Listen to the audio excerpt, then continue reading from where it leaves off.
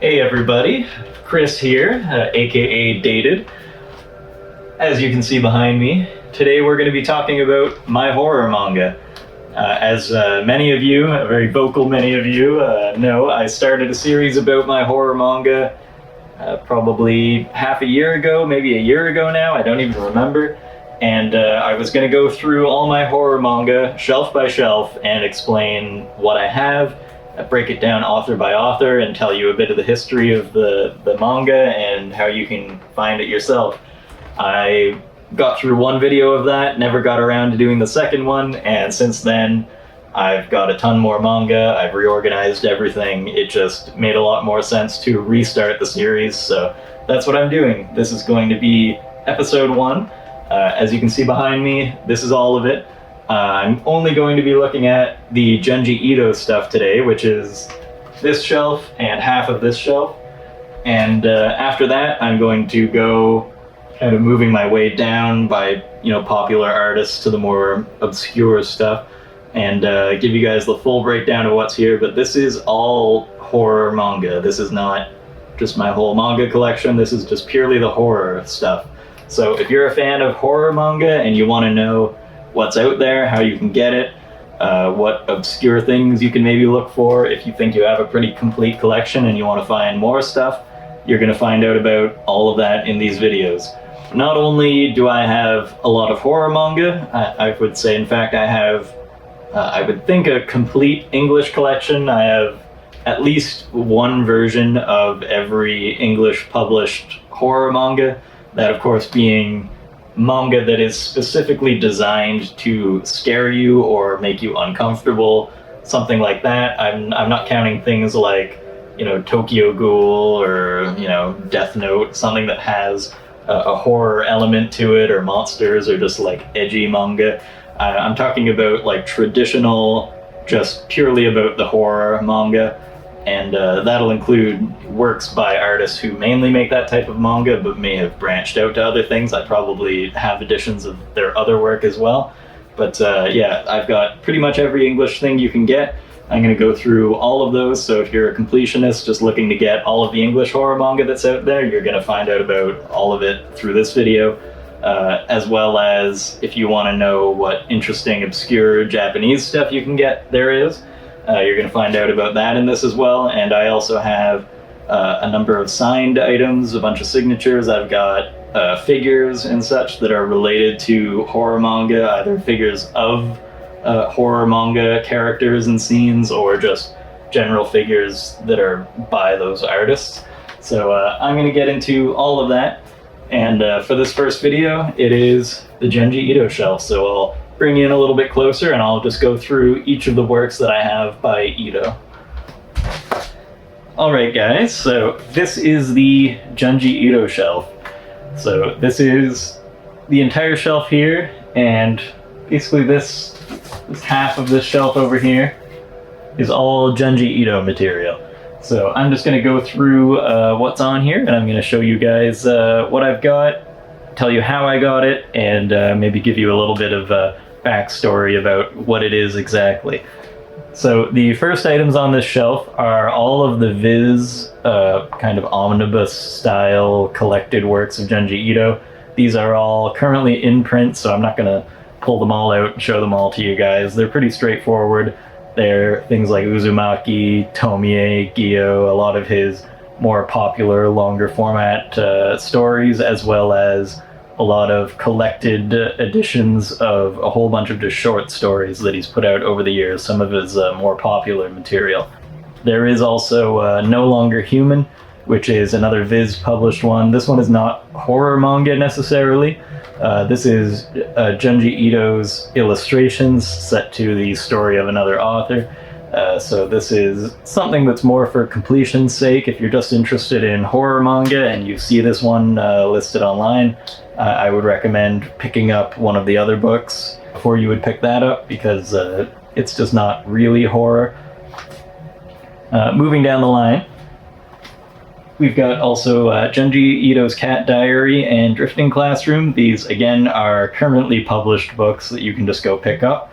Junji Ito's Cat Diary, that's this one, is not necessarily horror. It's kind of like horror comedy. It uses a lot of Junji Ito's own tropes to make situations with his cats really funny. So if you like cats, pick this up. If you like horror, pick this up. If you like Junji Ito, pick this up. It's just a really good one.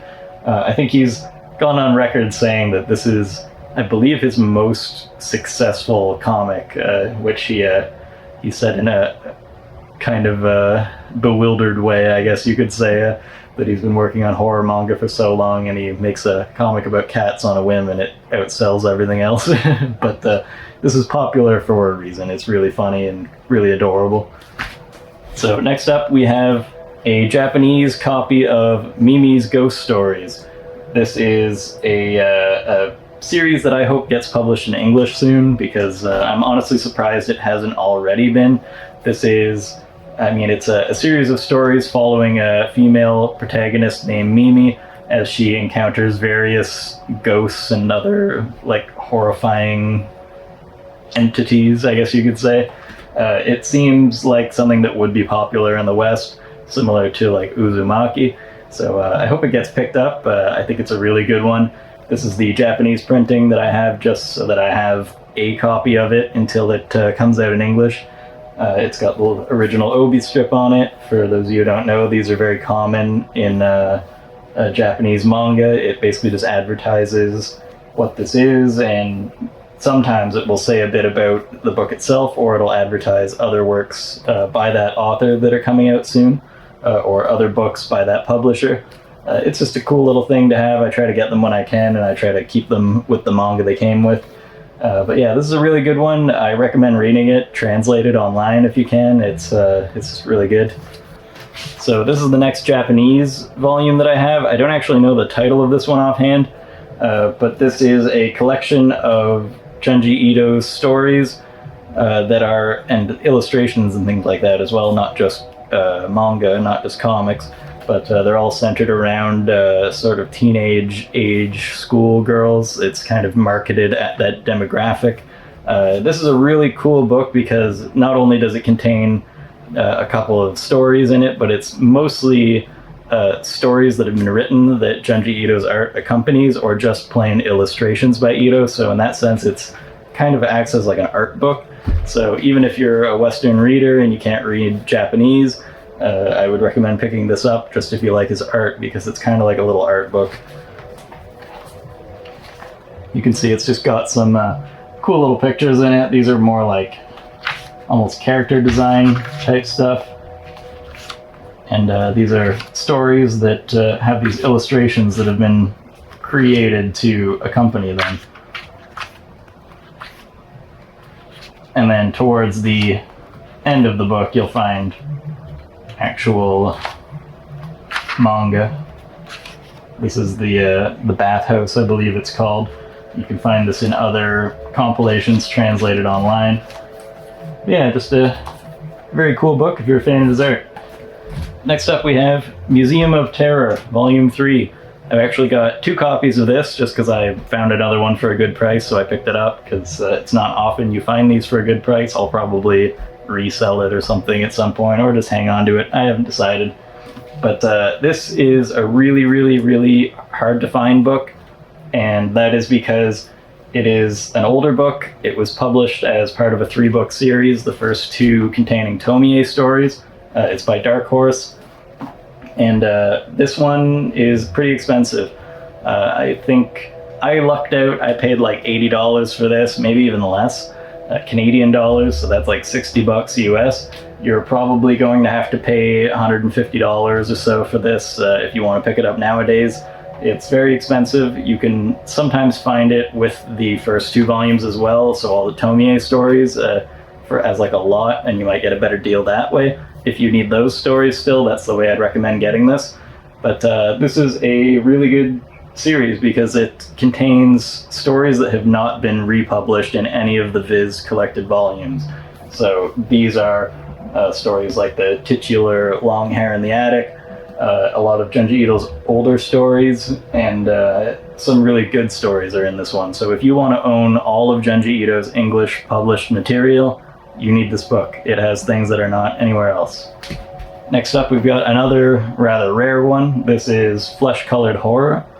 This is the third volume from a different publisher, which also published the first 2 volumes of Tomie as volume 1 and 2 from this series. And then they got to the third volume, which was publishing additional short horror stories. And after that, it fizzled out and they stopped publishing them, which seems to be the trend for a bunch of these publishers. So this is even harder to find than Museum of Terror by a good bit. If you're looking to pick a copy of this up, expect to pay $150 to even $250 or even more, depending on when you want to buy this. There are times you could go online and try to find a copy of this and just not find any for less than like $1,000. Definitely don't pay $1,000 for this. It's not worth that much, but it is definitely worth hundreds. If you can find this for $100, pick it up, because it's not going to hang around forever. Someone will buy it. If you get really lucky, like I did, you can pick this up for even less. Mind you, I picked this up, I'd say, about 3 or 4 years ago now. I think it's a lot harder now that Junji Ito is more popular to find these books for cheap. I paid $40 Canadian for this, which is insane considering it's in really good shape. And I just did that by scouring eBay and sites like Abe Books and sites like that every day until I could find a copy, as well as a few other rarer volumes that I managed to find by doing that literally every day. And I got this within the hour. It was listed by, I believe it was Goodwill Books, and I got it for $40, which is crazy.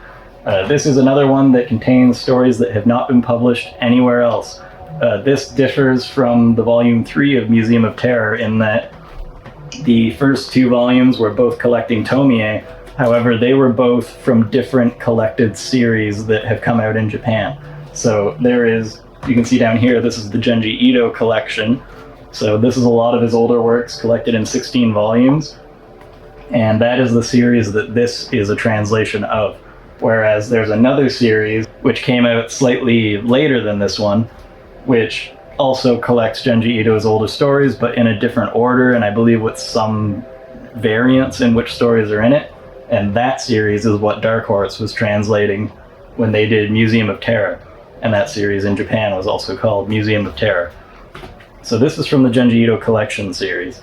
This has stories that you will not find anywhere else published in English, so if you want to have a complete collection of English published Junji Ito stories, you need this book. Something interesting to note about this book is that it really is a product of its time. An interesting thing about it is that and I don't know if you'll be able to see it on the camera, I don't think it'll really come through, but the artwork is slightly lower resolution than any of the other volumes of any of Junji Ito's work. It almost seems like they got JPEG files or something of the art and they just used that to print, which is kind of funny. It works perfectly fine, it's totally readable, it still looks good, but it's noticeably a little bit pixelated, whereas the text is nice and crisp, so they did that right. And I've actually got the Japanese equivalent version of it here, and the Japanese printings are nice and clear and look great, so it's clearly an issue that Comics One, the publisher for this, had. They just did not do a good job printing the art.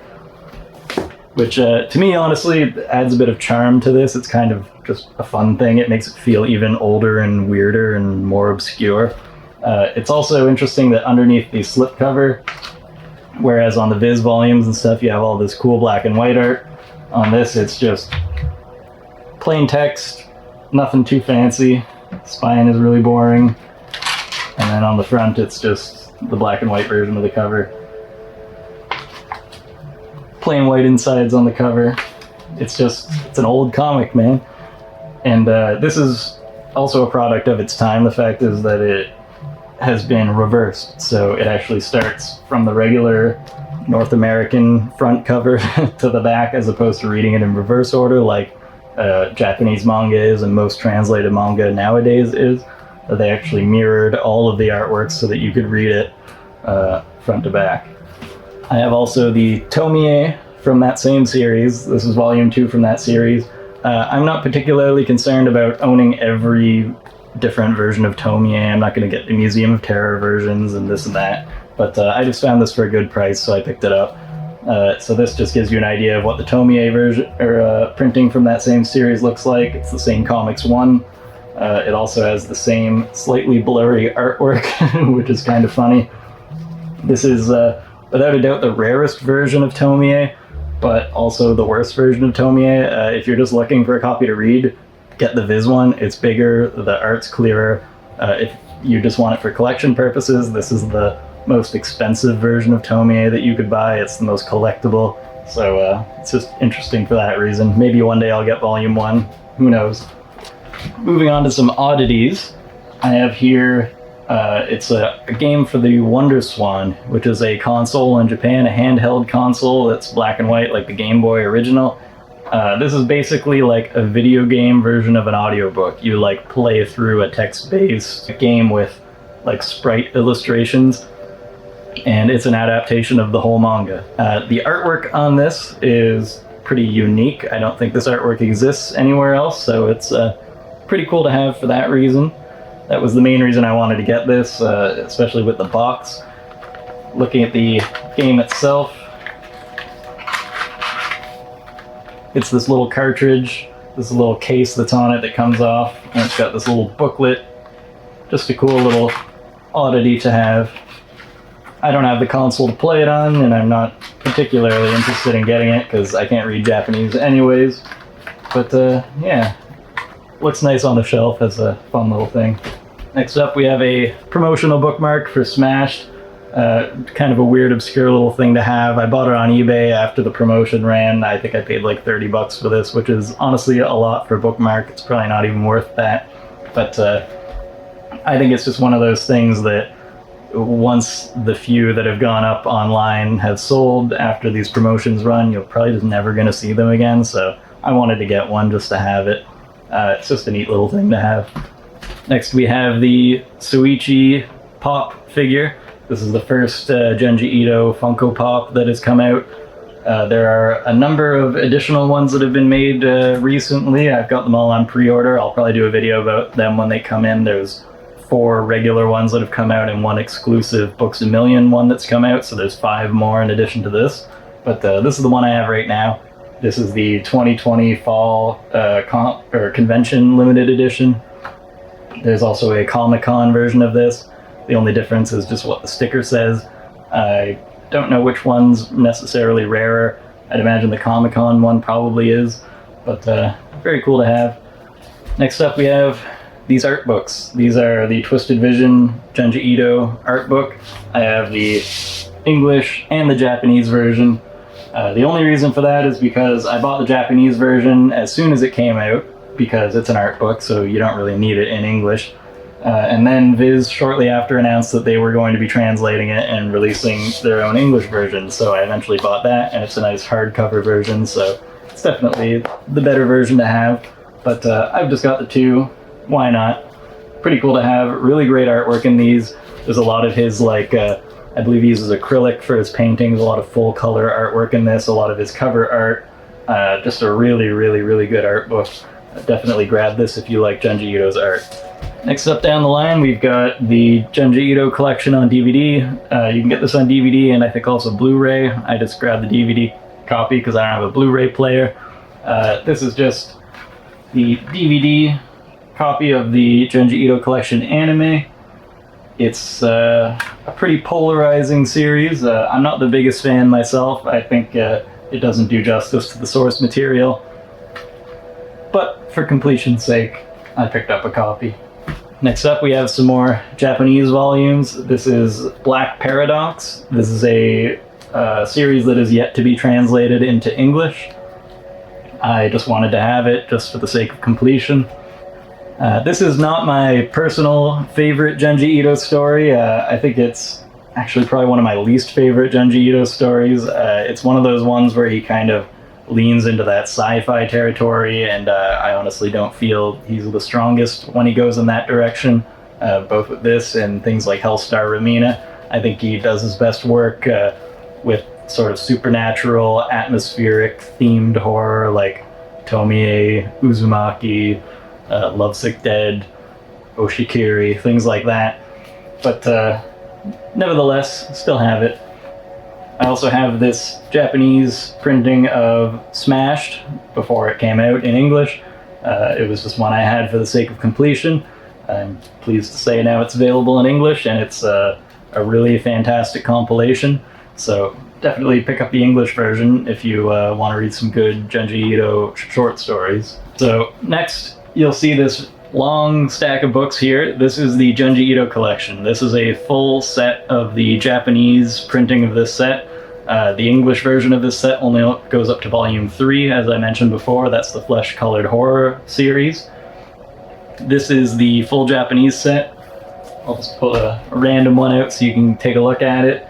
It looks very similar to the English versions of it. This collects all of Junji Ito's stories that were available at the time that this was published, which I believe was late 90s, maybe early 2000s. So it's all of his older material. This series goes up to the Lovesick Dead or Intersection Pretty Boy series. So pretty old stuff. That's a fairly old story. This set, if you want to get a set for yourself, I would recommend going to a site called Mandarake, or Mandrake, however you want to pronounce it. But they are an online retailer of manga and figurines and things like that from Japan. You can buy a set of this for, the equivalent is probably about $40 US. You'll probably pay another $40 in shipping and import fees, so you can get this whole set after everything for like 80 bucks, as opposed to buying it on eBay where you're probably going to have to pay $150 to $300 for a set of this. It just makes way more sense to buy it directly from Japan. That's what I did, and that's how much I paid, and I know you can still go find it to this day on that website. So go check out Mandarake if you want a set of this. Even if you can't read Japanese, it's a great set to have because it's really cheap for the amount of manga that you get, and the art is just as beautiful as ever. And if you've read these translated online, you can flip through these no problem and just, pseudo read them. Next up, we've got these volumes of Tomie. These are just like a collected omnibus from Japan. These I literally bought just because of the cool spine where they connect to make Tomie. And I just thought they looked really nice, and they were dirt cheap. I paid like maybe $2 each for these volumes, and I'm pretty sure you can still get them from that price. These are like just a really cheap, like lower quality paper, almost like newsprint sort of printing.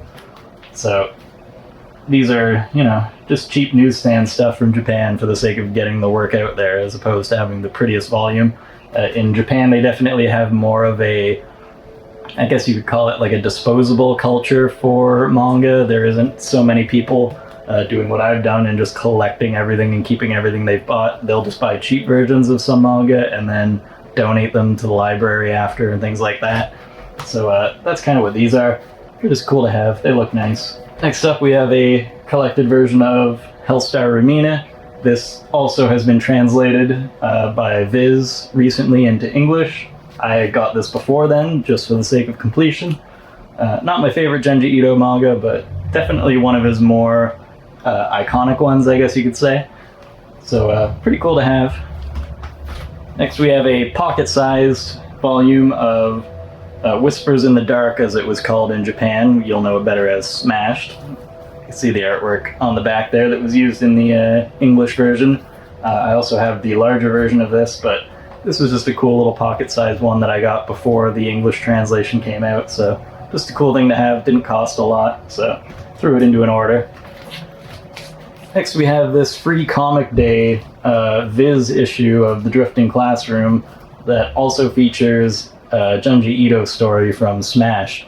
So this is just like a fun little oddity that I wanted to have.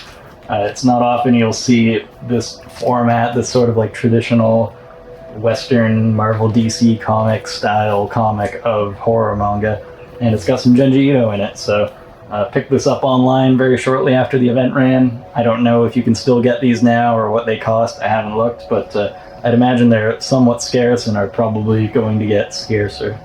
Next up, we have definitely an oddity. This is a series of, I think I'm holding it upside down. this is a series of reference documents that were used in the creation of the Junji Ito collection anime. So these are basically photocopied images that are the reference images that all the animators in the studio would use to make sure that they're depicting everything accurately and consistently. So you'll find everything in here from character sketches, including with like different lighting and stuff, to random objects like a phone, to full layouts of houses that people live in, and drawings of landscapes and illustrations of all the creatures and such. Just really cool to have. These are, you know, not as rare as original art or anything. These are literally just photocopies, but there are only so many of these as there were animators at that studio. So a very interesting oddity to have. I eventually want to get them moved into some like clear pages and put into a binder. They're like longer, almost like legal size sheets of paper, so a little tricky to do, but I'll go through and show you guys some cool pages from it so that you can get an idea of what's in here. So the first batch of pages are like landscapes, references for different locations, both like outdoors and indoors. Sometimes it's even just the same image with very slight variations. I'm not even sure what the variation is here. Sometimes there just changes to like one feature or the lighting. You see a view down the street there. Moving on to some interiors, you can see here they'll depict a scene from the comic, and they'll use that as the reference for building the layout of the room so that they can imagine it in a 3D space and draw all the angles that they need. And so you'll see there's another full illustration of an exterior. Again, full layout of a house with some panels from the manga that they use as the reference to decide on the layout for the interior so that they can stay consistent. So as much as the series didn't capture everything from the anime or from the manga quite accurately, you can see they really put a lot of work into making sure that they were accurately depicting everything from the manga. Just another nice looking exterior shot there.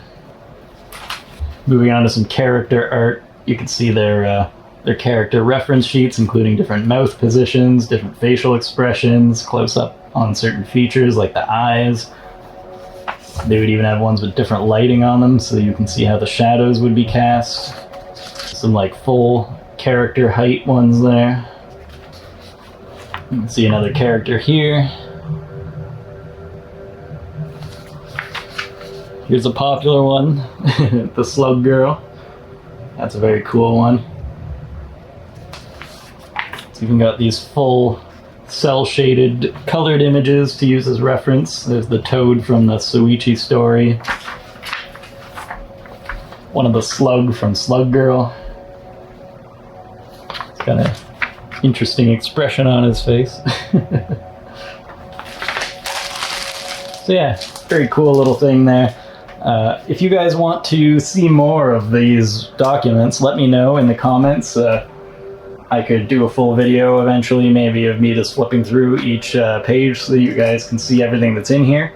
Let me know if that's something you're interested in. Maybe once I get them collected into a proper binder or something, I'll do a quick video about that.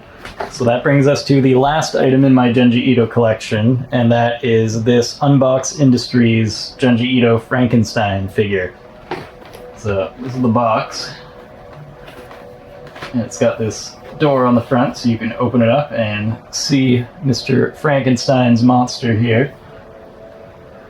It's a very cool figure, very detailed, very nice color. There are two versions of this that were available. You can get either this version, which is the full color version. It also comes with a little cloak that's in there that you can put on him. There's also a manga version of this that you can get, which is just like a black and white figure. I wanted to get the color one. I thought it matched the box art and all that a little better, but the other one is out there. So this one was pretty expensive. I think it's $150 US for one of these. You can still buy them now, I believe. So if you like this and you want one, go pick one up at the Unbox Industries website. This took, I think, literally 8 months to get to me due to the shipping delays that happened in China around when it was supposed to be sent to me. I imagine things are at least a little bit better now, hopefully. So if you do buy one of these, don't be surprised if you have to wait a really long time to get it. And if you want to get one of these faster on eBay or something, expect to pay $400 or more for one of them. They're pretty pricey on there, even though you can just go buy them from the website. So very cool item. I suspect they won't be in production for too much longer, so pick them up while you can. And I believe they're actually making some more Junji Ito figures soon. I think there's Miss Fuchi and Soichi are going to be coming out, and I believe they're going to be part of like a random pack that you can get a random figure out of. So a bit risky. Not sure if I'm going to get them myself. We'll see what the price is, but very cool nonetheless. So thanks for watching, guys. That has been just the Junji Ito items on my shelves. The next video I do will probably be a Hideshi Hino video, then maybe a Kazuo Umezu video, then Shintaro Kago, and onwards to other horror manga artists. Let me know who your favorite horror manga artist is in the comments, and who you're most looking forward to see out of this series. And if there's anything you guys want to see in particular in these series, or that you want me to talk about more, feel free to let me know, and I'll try to include it in the next one. But thanks for watching, and I'll see you next time.